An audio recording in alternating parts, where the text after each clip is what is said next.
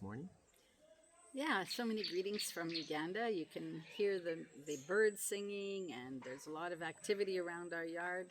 And we have neighbors who are building, so you might hear all kinds of interesting things. But we just wanted to send a little video to let you know what's going on in our world. And by the way, congratulations. Yes. 100 years in anybody's timeline is incredible, and especially with churches and the longevity that you had and the commitment to the community. Well done. We, first of all, want to just thank you for being a long-standing partner and coming out here to see what's going on, but just being there to support and to be standing and working side by side with us as we do the ministry here.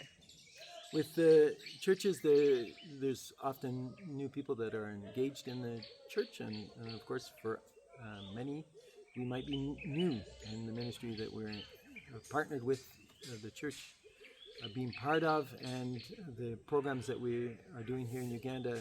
Not everybody is aware, so we can give you like a little overview. Okay, and so I'm Colleen. And I'm Tim. And we've been here in Uganda for 42 years now.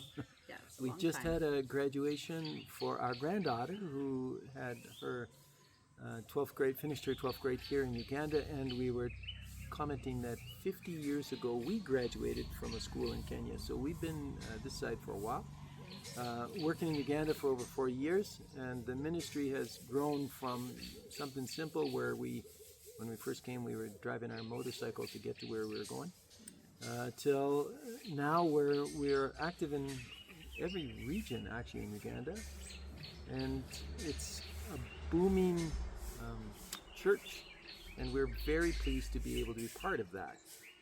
We were looking forward to being with you this Sunday, and we really are so sad about that. We were looking forward to traveling around Canada, being in some of the churches that support us, meeting face-to-face, sharing, chatting, and just that face-to-face contact is going to be missed.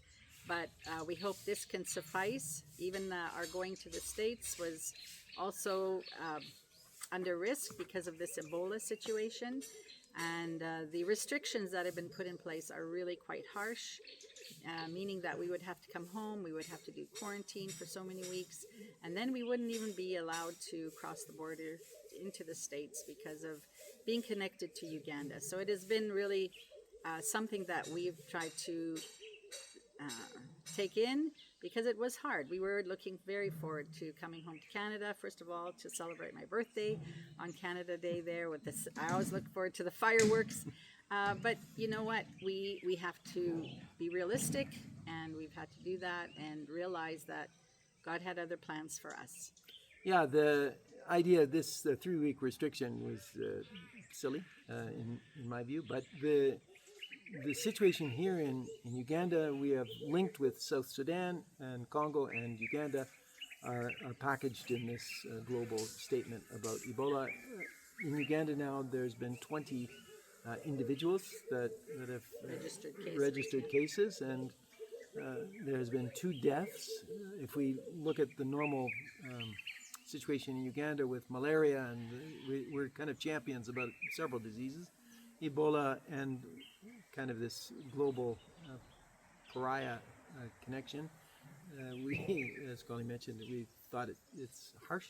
But since it was in play and it came up, this was the year that we were going to do camp. We had been booked in for some of the camps in the States, and then some of the churches in Canada and the churches that are supporting us, new and old churches.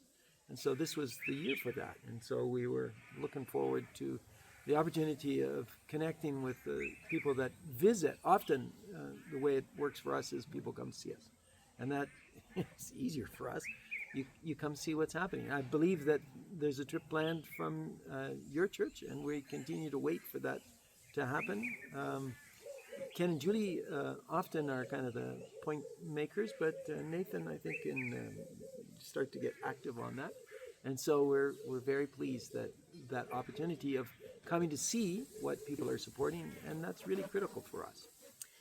But yeah, I mean, we realize that it is a missed opportunity to come and see you, but we do want to bring you up to date on what we're doing here. We have a very busy summer planned. We already are in full gear.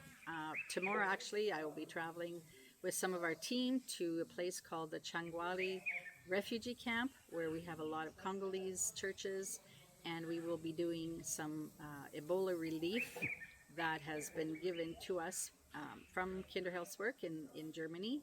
And so that will be a very busy day. We are traveling 6.5 hours, and then we will be doing a distribution.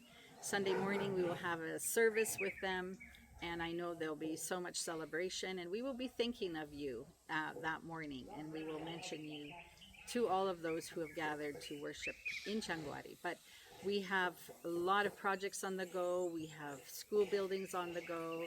We have well drilling happening. We have tree planting going on. We have new kitchens happening in some of our schools.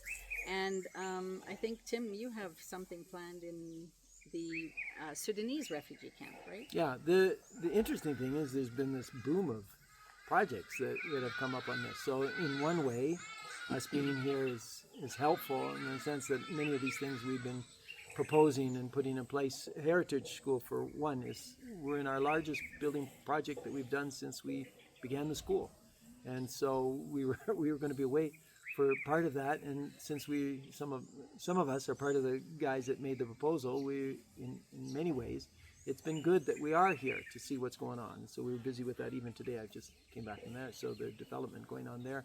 But as Connie mentioned, up by Sudan, South Sudan, we've got a camp up there, and we've got, again, from Germany, the project from Germany has given a classroom and a well for that area. We've got 3 classroom developments happening in different parts of the country now, and a sewing center that's being attached on one of the areas. We just opened Jaja House, and so that was from Furaha in so, Canada, yeah, so we're very exciting. We're very thankful for that, and so yeah, these are ongoing things, and they keep us busy, and we're pleased with that. It also really is important during these times when there is this discussion about what the world is looking at, and how when these projects are presented, it really does encourage the church and the people, and even the government here, that the government is recognizing that we're actively involved in the community and support of the community is a commitment that we're not just verbalizing what the gospel means, but they're actually seeing it tangibly. So there's that. We're very thankful for that and the partnerships that we have in that. So I just want to mention a highlight from this week, and then also a heartrending story from this week that I just want to share with you. The highlight was that our pastor at Kasubi, Pastor Waswa, who is a twin, him and his wife gave birth to little baby kids, like little babies, this week, yesterday morning. And they are a boy and a girl. So a father who's a twin gave birth to twins, and so it was very exciting. Met with him today, and just we prayed with him and for his wife who's still in the hospital. So that was a very wonderful moment. As well as, of course, I'm into the World Cup, and so I'm always excited about some of the games that are going on there, and that Canada's still there. But anyway, a heartrending story. Yeah, that she's really into it is yeah. She's completely crazy about it. So yeah, anyways. So, but a very sad story this week was one of our previous sponsor kids who was in the TAP program, meaning that she was HIV positive. Her and her mother came in. They're both positive, and she had given birth to twins as well. And but it wasn't such a happy story. She almost died as she gave birth. She's 22 right now, and she gave birth when she was 21. But the father of the twins took off and left her and abandoned her. And so she's trying to raise these kids with her mom. But the sad thing is that, she just is so affected by this birth. When you're HIV positive, giving birth is not so easy. And so these little kids are really malnutritioned, and we're not sure how it's all going to end up. And they came to the office to see us, and we had special prayer with them as well. So just keep in mind these little babies that hopefully Patricia is the girl's name who was our sponsor girl. If you can just remember to pray for her, because she really needs it. The one thing is, when they talk about diseases or programs, or even, let's say, the World Cup, there's always this flow of news, whatever flavor seems to be catching people's eye. it comes in presentation. Here in Uganda, every day there's some new drama that shows up, whether the government is arresting people that are in opposition, or they've canceled some of the news broadcasters in the country because there's decisions being made. So there's lots of really interesting politics at play. But the interesting part of all of that drama that goes on is the impact that it's having in the different relationships. So like Colleen, when she's at Kasubi, she's meeting these people that are coming from all over the country that are bringing in concerns, whether it's sponsorship programs or news for the church. You have that interaction that's going on all the time. And when we're meeting with pastors and they're talking about the Leadership Focus program, or just today they were talking about land that had been taken years and years and years ago from the 80s.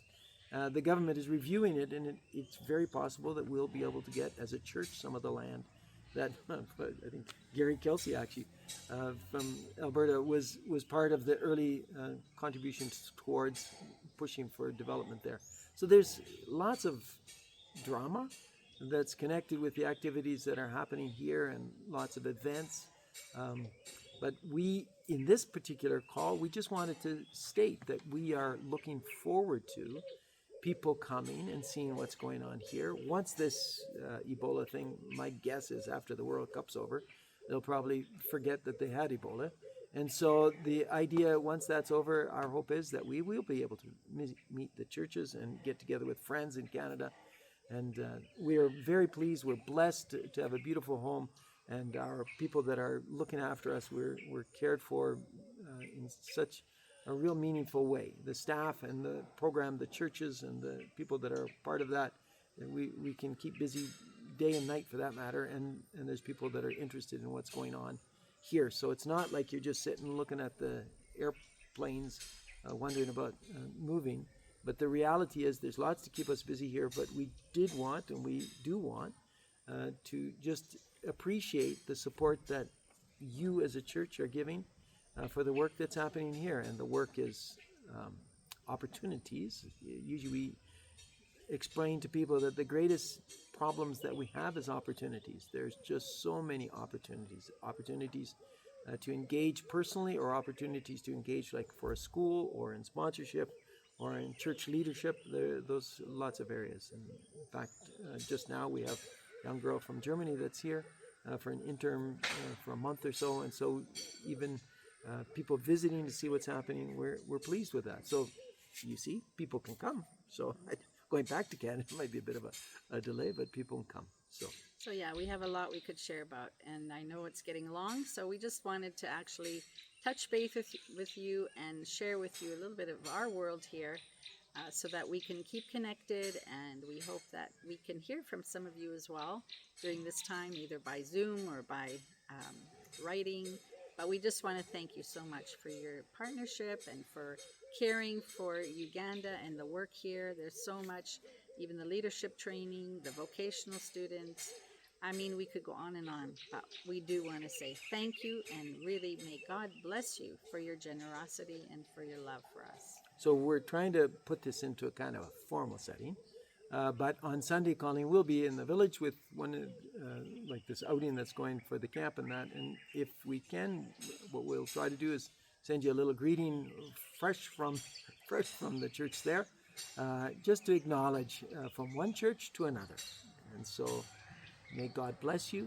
And we pray that as you organize your celebrations, that you are just seeing a real development for all of the time that you've spent. 100 years, like we said, is an incredible investment in the community. May God bless you. Sending our love.